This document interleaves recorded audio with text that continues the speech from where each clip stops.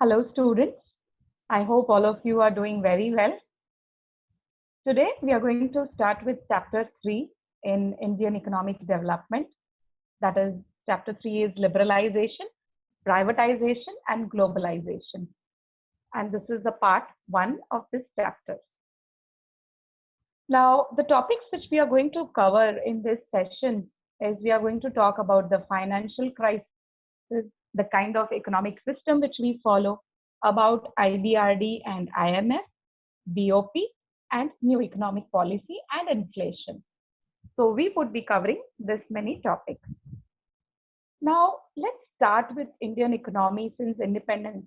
We have also discussed earlier in the earlier session that we used to, have three types of economy: capitalist, socialist, and mixed economy.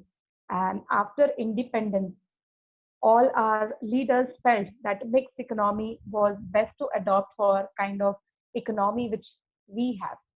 So mixed economy is a mixture of both capitalistic economy and socialist economy, which I have already explained in the earlier sessions. So some scholars argue that this policy ended up instead in hampering the process of growth and development. Now see, when we had prepared certain policies, rules, regulations, and norms, of course, they were all developed for the development and growth of the country. But there were certain policies related to industries or agriculture sector which were not leading to growth and development even after independence. So there was a need to bring the reforms, bring changes into this policy because our Indian economy was facing stagnation. Stagnation means, I have already said, stagnant economy is one which is not growing in terms of employment, growth, development, infrastructure, everything. So the benefits of this mixed economy was that this policy has been since been able to achieve growth in terms of savings. Now let's talk about the our economy before independence and after independence. We were able to achieve the growth in terms of savings also and investment also into diversified industrial sector, especially after the colonial rule. Because as I had said that earlier, we were only into jute and cotton. The production was limited. But after independence, our production was diversified. And we also had a food security. Now, in 1991, India met with an economic crisis relating to external debt. Now, first understand what is external debt. Debt means borrowings of the government. Whenever government is in need of money, they have to borrow. Now, government borrows money from various sources. Government can borrow from two sources. They can either borrow internally, internally means within country, or they can borrow externally, which means borrowing outside the country.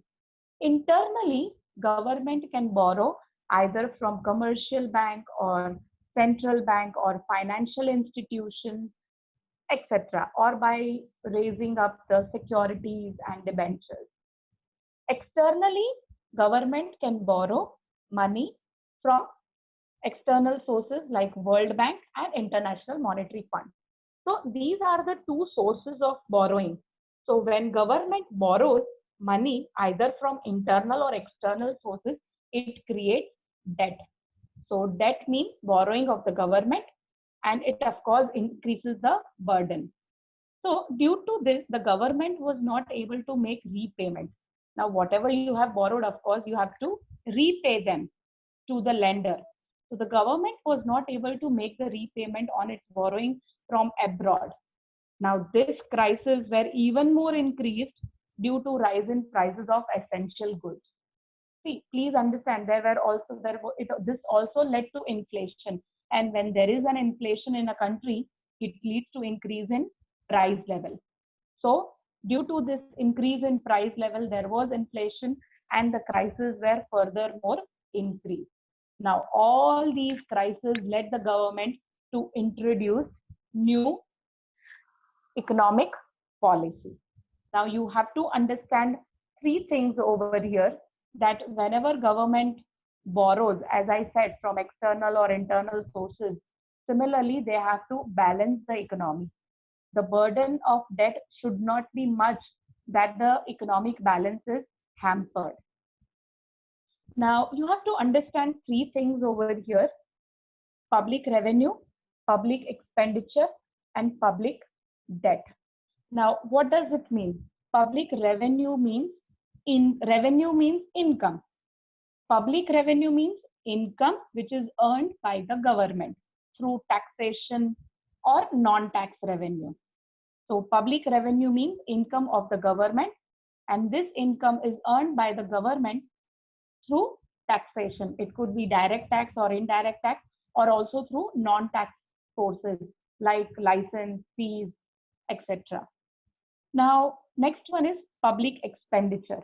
Public revenue means income of the government. Public expenditure means all the expenses which are incurred by the government for the welfare of the economy. And public debt means borrowings of the government. So when we used to import goods, I have explained you all the three terms, that is public revenue, public expenditure, and public debt. These three things consist of fiscal policy. So fiscal policy has three things: public revenue, public expenditure, and public debt. And these fiscal policies are decided by the government. So now, as I said, that we had to balance our economy either through any of the taxation system or non-tax system. So when we import goods like petroleum, we pay in dollars, which we earn from our export. Obviously, just now I said that whatever we are importing, whatever money we are sending our currency to the other country. So obviously, in return, it has to be balanced. If we are spending 5 rupees, we should be able to earn that 5 rupees. So when we export goods like petroleum, we pay them in dollars, and those dollars we are earning from our exports. So even though revenue were very low, we had to overshoot revenue to meet the challenges like unemployment, poverty, and overpopulation.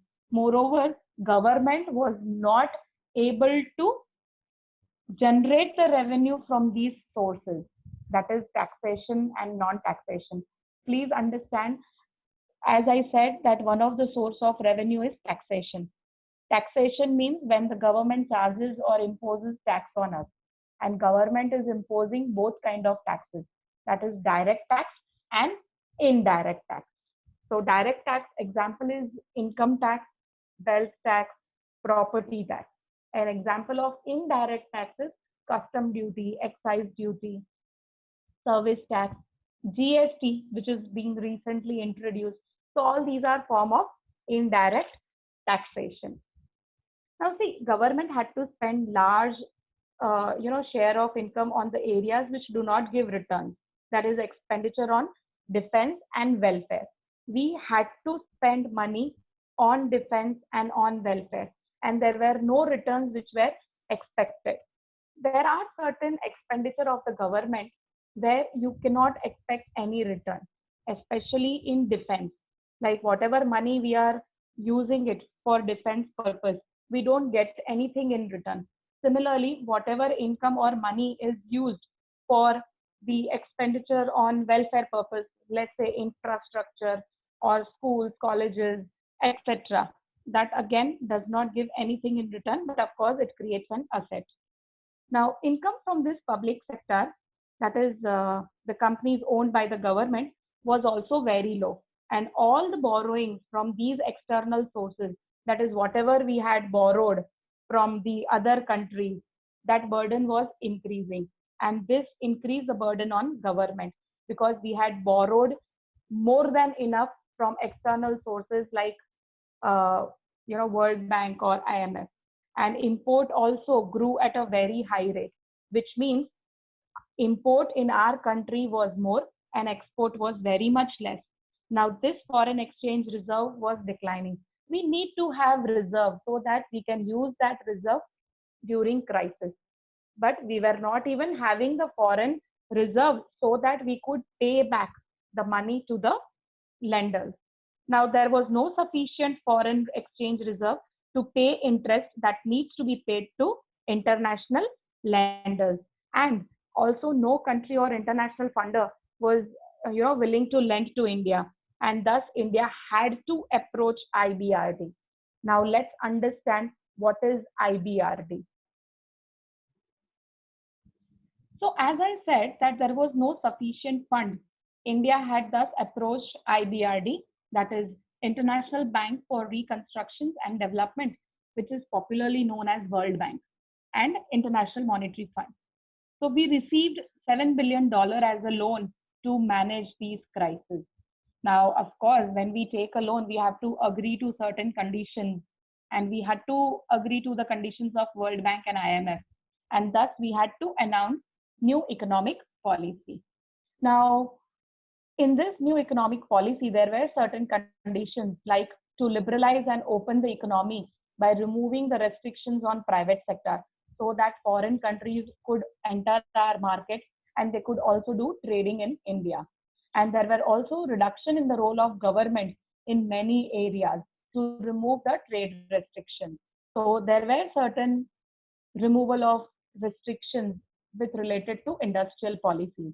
Now, India agreed to this conditionality of the World Bank so that our economy could grow and develop. Now, of course, stabilization is very much important. Now, stabilization was necessary, and for this, measures were taken to control inflation. See, any economy can be stable only when the inflationary and deflationary ratio are balanced, which means there should not be too much of inflation also and should not be deflation also. Now, how to stabilize this economy? Now, stabilization can be done with certain fiscal measures. Now, what are these fiscal measures? Let's say, for example, if the country or economy is facing inflation as our economy was facing during this time. So, during this inflationary trend, the government generally increases the taxation. So by imposing more tax, you can reduce the purchasing power of the people. So automatically, the purchasing power of the people will lower down and inflation will gradually decrease. So first thing you can do during inflation is increase the taxation. Secondly, increase the interest rate. That means whatever loan are granted to public, if you charge more interest, they will have to pay more. And when they pay more money, the purchasing power of the people reduces, which means they will not have much money to spend. So inflation ratio will automatically go down. The third thing which they can do is reduce the subsidy. That means government can reduce the subsidy which they used to earlier give, which means the benefits which they used to provide to industries in the form of subsidy that can be reduced to control inflation. So this way we can stabilize the economy. Now this set of policies were of course taken to stabilize the Indian economy. Now, as I said already, that stabilization can be done through fiscal policy also. And one of the other thing is balance of payment. Now, what is balance of payment? Every economy, just a few minutes back, I said that import and export should be balanced, which means if, for example, if let's say in India, if export is less and import is more, it's not a good condition. It is an adverse condition. So it is very much necessary that export should be more, import should be less. Only then we can have more foreign exchange reserve, because foreign currency will come into the Indian market if we have more exports.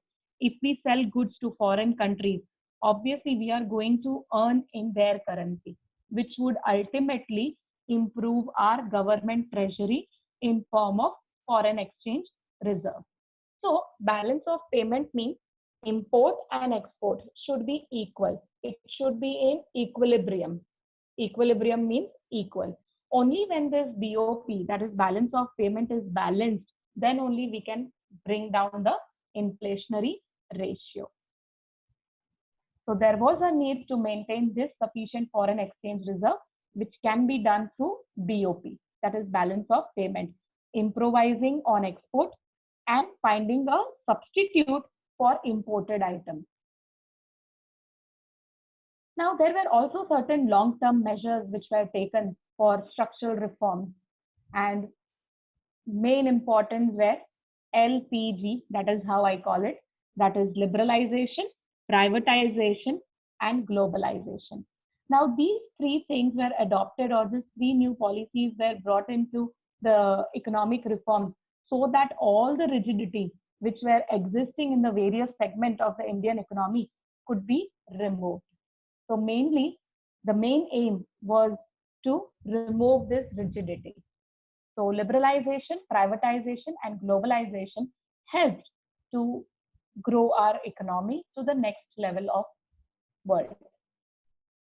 So in the next session or in the next part, we are going to learn everything about all the three topics, that is liberalization, privatization, and globalization. But we would be studying one by one, part by part, so that it's easy for you to understand. Thank you very much.